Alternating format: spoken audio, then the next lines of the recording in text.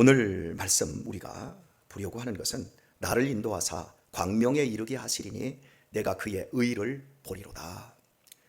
그의 의, 바로 하나님의 의를 이야기하고 있습니다.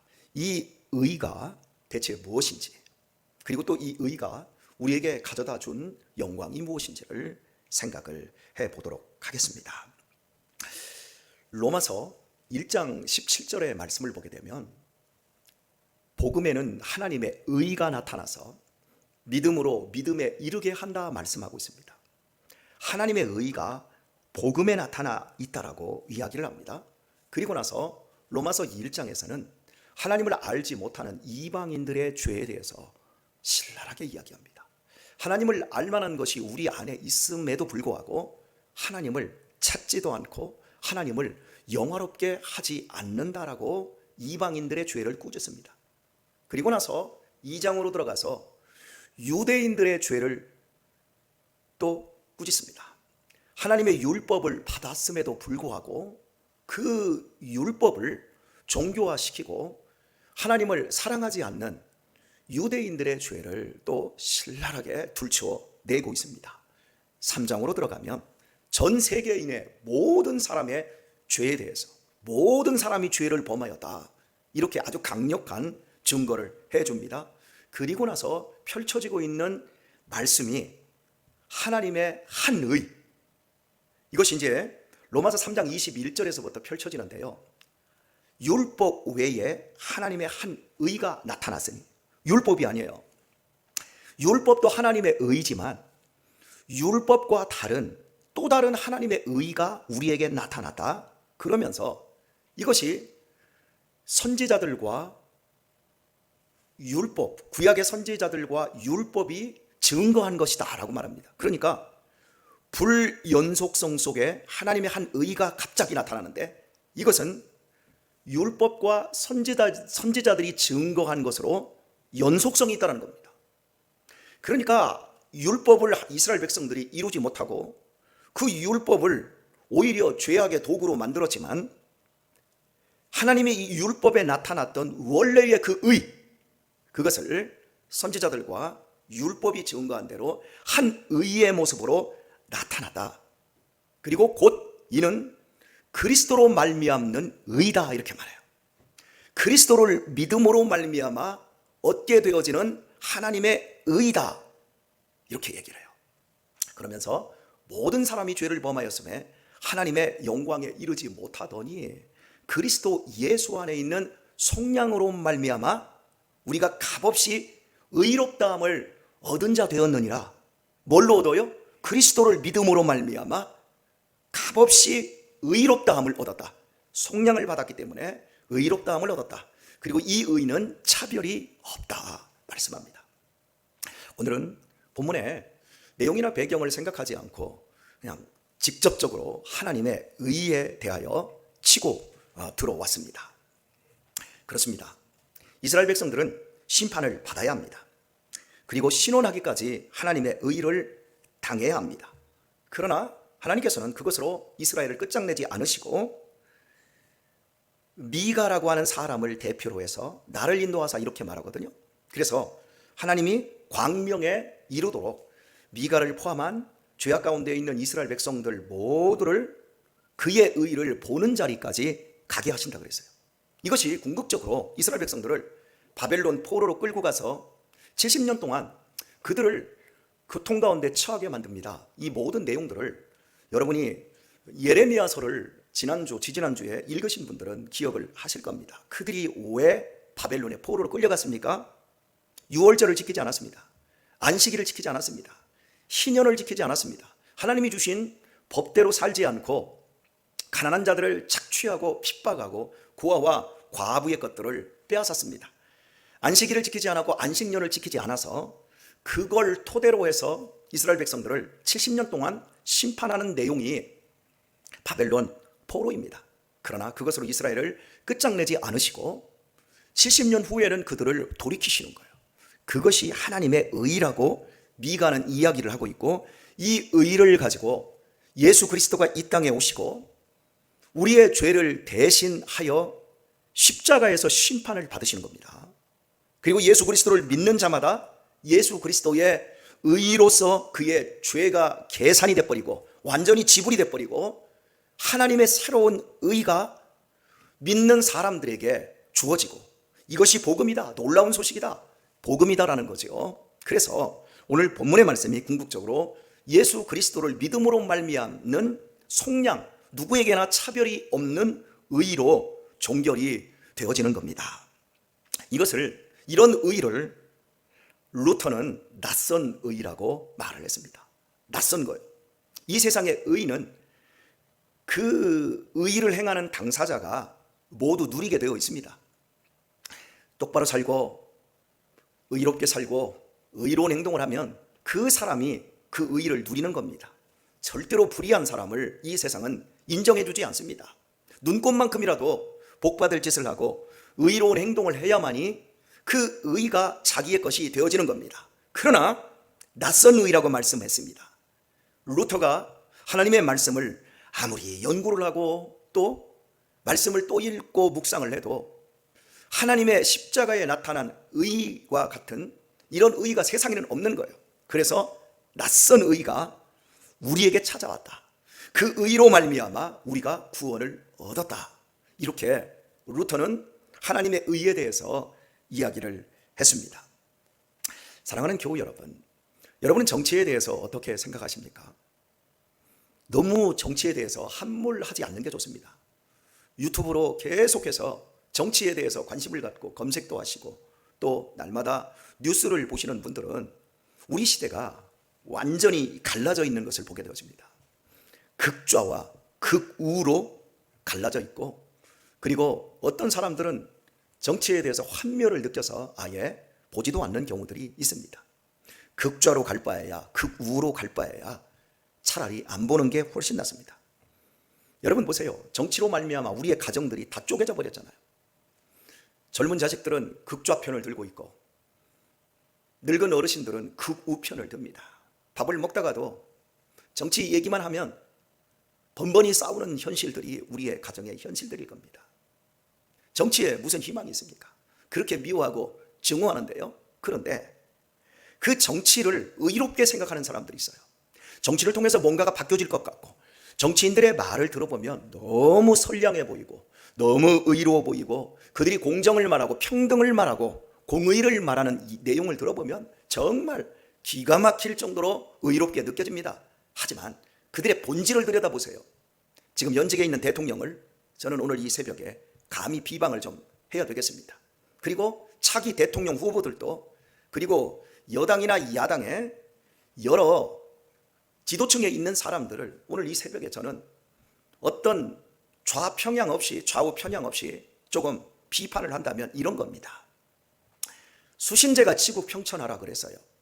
자기 자신을 잘 닦고 내 가정을 잘 다스린 후에야 천하를 다스려야 되는 거죠. 가정을 화목시킨 후에야 모든 만사가 이루어진다라고 하는 가와 만사성도 있습니다. 기본입니다. 그런데 정치인들 보세요. 이 나라 대통령 보세요. 처갓집 일로 얼마나 시끌시끌합니까? 그리고 여당의 대통령 후보 보세요. 자식이 마약하고 가정들이 다 온전한 가정들이 없어요. 그들이 말하는 걸 들어보세요. 여기서 사건이 터지고 내 가정의 문제가 비리로 드러나면 상대 당의 대표의 비리를 더 크게 들춰냅니다. 더 나쁜 놈 경쟁하고 있는 거예요. 거기에 무슨 의의가 있어요? 그런 사람들을 믿고 추종하고 그런 사람들을 편드는 이 시대의 사람들이 다 미쳐 있는 거예요. 의의가 없어요. 여러분이 정치에 관심을 가지면 가질수록 여러분은 누군가의 적이 되어지는 거예요. 그리고 가정 안에서조차 내 배로 난 내 새끼에게조차 내가 적대적으로 당한다는 사실을 여러분이 이제는 깨우치셔야 돼요. 정치에 대해서 관심 갖지 마시고 차라리 유튜브를 보시고 또 뉴스를 보려고 하면 기독교 방송을 보세요. 그리고 7080 세대 크리스찬이 들을 음악, 이런 거 유튜브에 보면 많아요. 나의 등 뒤에서 나를 도우시는, 얼마나 좋은 찬양들이 많고 얼마나 좋은 말씀들이 많은데 왜 그런 쓰잘데기 없는 세상의 쓰레기 같은 의의를 왜 쫓아가는지 저는 이해할 수가 없습니다. 목사님들도 만나면 이게 나뉘어져 있어서 뭐 얘기만 하다 보면 막 쌍심지를 키고 목사가 정치를 안 하니까 나라가 이 모양 아니냐고 막 이러면서 극우 편향적인 사람들은 조금만 정치에 대해서 관심을 안 갖고 있는 이런 뉘앙스를 풍기면 애국자가 아니는 매국노로 몰아가고, 그리고 조금만 이 극우적인 말을 하는 사람들을, 이 극좌인 사람들은 또 너무너무 미워하고 너무너무 고리타분하게 생각하고, 우리가 너무 잘못된 의에 물들어 버린 거예요. 세상은 원래부터 소망이 없었어요. 세상은 계속해서 썩은 대로 가고 있고, 세상은 계속해서 망하는 대로 가고 있는 거예요. 원전 그 오염된 거 뭐 버리느니 안 버리느니, 여러분 요한계시록을 보세요. 공기의 3분의 1이, 처음에는 공기와 물, 강에, 바다의 3분의 1이 오염돼요. 아니 4분의 1이 오염돼요. 그 다음에 3분의 1이 오염돼요. 그리고는 완전히 7년 대환란 속에 다 빠져버리는 거예요. 인류가 지금 가고 있는 길이 요한계시록에서 얘기하고 있는 대로 가고 있는 거예요. 666이 무엇인지는 몰랐습니다만은 지금 모든 것이 그 이마나 또 손목에 새겨지는 그 여러 바코드들 있지 않습니까? 그게 핵심이 뭡니까? 그것이 새겨지지 않으면, 그 표가 없으면 상거래를 할 수 없는 사회가 온다라고 하는 것. 지금 그런 사회가 왔지 않습니까?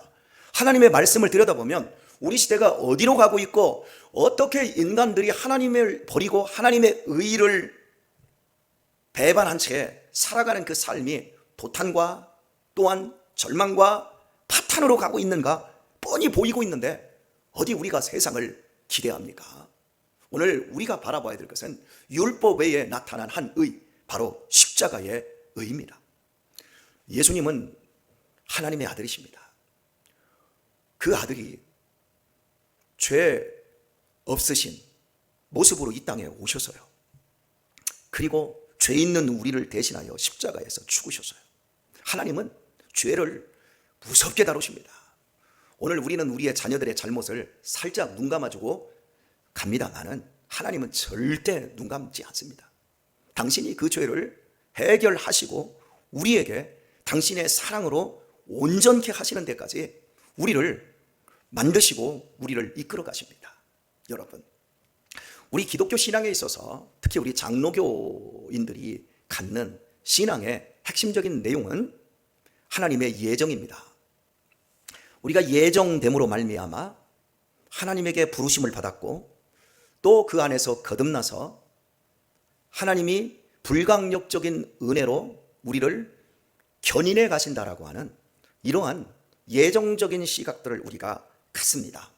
여기에 비해서 감리교라든지 또 침례교 쪽, 그리스도교 쪽, 이런 쪽에는 알미니안적인 요소를 많이 갖습니다. 하나님이 우리에게 믿음을 주셨어도 우리가 최종적으로 선택하는 부분에 있어서 믿음을 그렇게 확증해야 된다, 이런 쪽으로도 가지요. 여하튼 간에 오늘 저는 하나님이 우리를 그리스도의 의로 예정하시고 우리를 부르시고 우리를 의롭다 하셨고 우리를 영화롭게 하신 이 복음에 대해서 오늘 말씀을 맺으면서 한 가지 오해를 좀 바로잡고자 합니다. 저와 여러분은 하나님의 의 가운데 있습니다. 복음 가운데 속량을 입었습니다. 예수 그리스도 하나님의 아들이 우리를 대신하여 심판을 당하셨습니다.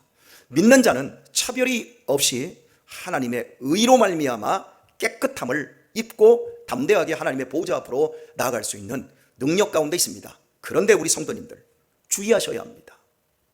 우리를 구원하시고 우리를 하나님의 의로 인치신 이유는 우리가 이 땅에서 잘 먹고 잘 살다가 천국 오는 것으로 우리를 구원하지 않았다는 사실입니다. 그리고 어떠한 죄를 지어도 우리는 구원받는 데에서 제외되지 않습니다 라고 하는 것으로 하나님의 예정을 갖다 붙이라고 주시지 않았다는 겁니다. 제가 하나님의 의를 로마서 1장 17절에서부터 로마서 3장 23절까지를 가지고 여러분에게 말씀을 드렸습니다. 그래서 같은 로마서 안에서 하나님의 의의 방향과 그 의가 우리에게 요구하고 있고 약속하고 있는 것을 말씀을 드리는 것으로 오늘의 말씀을 맺겠습니다. 로마서 8장 29절을 보면 미리 아신 자들을 하나님이 부르시고 그 아들의 형상을 본받게 하기 위하여 미리 정하셨으니, 이렇게 말합니다. 다시 한번요. 미리 아신 자들, 이걸 하나님의 예지라고 해요. 미리 아신 자들을, 다시 에베소서로 갑니다. 만세전에 그리스도 예수 안에서 우리를 그의 은혜의 풍성함을 따라 만세전에 우리를 예비했다 그래요. 그러니까 하나님의 예정은 만세전인데 이것을 바울은 로마서 3장에서 미리 아셨대요. 우리를 아셨대요. 미리 어떻게 아셨는지는 몰라요. 그런데 아셨어요. 미리 아신 자들로 그 아들의 형상을 본받게 하기 위하여. 누구죠? 그 아들은 예수님이요. 예수님의 형상을 본받게 하기 위하여 미리 정하셨으니, 미리 정해서, 이게 예정이에요. 예지와 예정이에요. 그러니까 우리의 예정은 무엇으로만 설명되냐면, 내가 지금 하나님의 의를 입고 구원을 받은 사람이라고 믿고 확신한다면 나는 지금 누구를 닮아가고 있어야 되냐면 예수님을 닮아가고 있어야 돼요. 미리 정하셨으니, 그 아들의 형상을 본받기 위하여 미리 정하셨으니 이는 그로 하여금 맏아들이 되게 하려 하심이라. 우리는 그분의 둘째 아들, 셋째 아들 되고 셋째 동생, 넷째 동생이 되고, 예수님은 하나님의 온전한 맏아들이 되게 하려 하심이라 말합니다. 그리고 나서 한 번 더 로마서 8장 30절에서 못을 박습니다.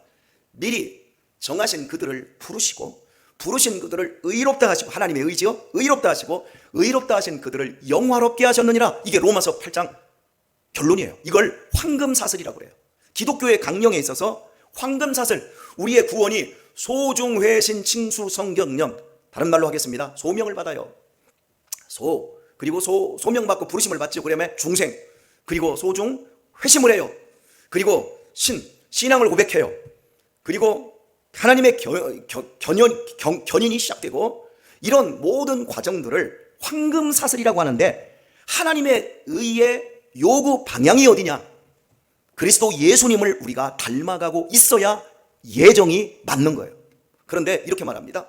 가끔씩 우리 성도님들이, 목사님, 우리가 예정되었고 택함 받았다고 한다면 어떠한 죄도 지어도 다 천국 가는 거잖아요. 아니요, 그 사람 지옥 갑니다. 그렇게 말하는 사람 지옥 갑니다. 하나님의 예정이 뭔 줄을 모르고 있는 거예요. 하나님의 예정은 우리가 그리스도 안에 있어야 되는 것이고, 그리스도를 닮아가고 있어야 돼요. 여러분의 신앙생활의 경력이 몇 년입니까? 여러분이 인생을 살아오며 예수님 믿은 세월이 얼마나 되십니까? 여러분 양심의 손을 얹고 생각하시고, 여러분 자신이 하나님의 말씀에 비추어서 여러분이 지금 누구를 닮아가고 있나 보세요. 예수님을 닮아가고 있어야 됩니다. 예수님 같은 삶을 살아가는 일에 여러분의 마음이 가 있어야 합니다. 마음은 온이라도 육신은 약하도다 라고 핑계하면서 내가 오늘도 죄졌고 이 죄를 내가 합리화시키는 대로 가고 있다고 한다면, 그러면서도 하나님의 의로 말미암아 내가 구원받았어 라고 뻔뻔하게 마귀를 닮아가고 있다면 구원받은 게 아닙니다. 속지 마십시오. 예수님을 닮아가는 사람으로 사십시오. 로마서 8장 29절과 30절의 황금사슬을 절대 잊지 마십시오. 이걸 놓치는 순간 하나님의 의는 우리에게 거짓이 되는 겁니다. 하나님의 의가 이 세상의 낯선 의고, 세상의 그 어떤 것보다도 공평하고 공정하고 하나님의 사랑이 뚝뚝 떨어지는 의입니다. 말만 하는 의가 아닙니다. 정치인들이 하고 있는 썩어빠진 더러운 의가 아닙니다.